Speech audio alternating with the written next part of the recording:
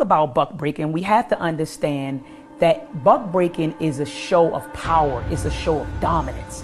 So we can't talk about buck breaking without talking about power.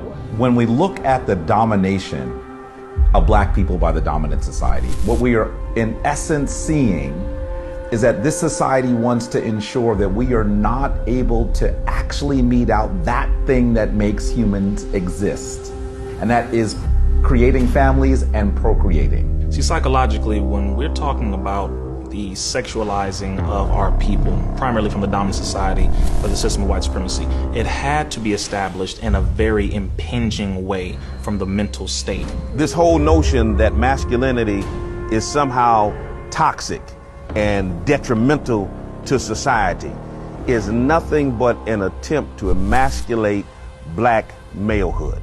It's clearly an agenda. If you have two eyes in your head and you're able to see, you can see that it's an agenda, and it's an agenda to decrease our population.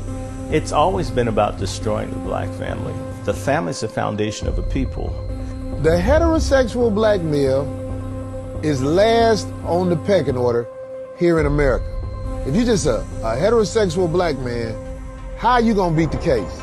Because when you show up to court, when you show up to the job interview, when you show up to wherever, you coming in here as a heterosexual black man, you have no power.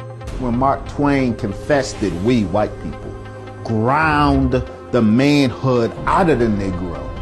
Why ground the manhood out of the Negro? Because it's black masculinity that most exposes the fraud of white masculinity.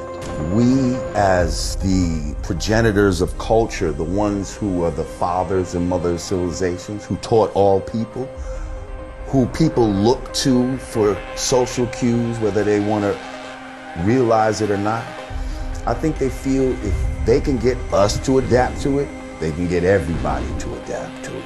If anybody should have a problem with European males, it should be the European female. Because everything the European male has ever learned to do to us, he first practiced on his own woman.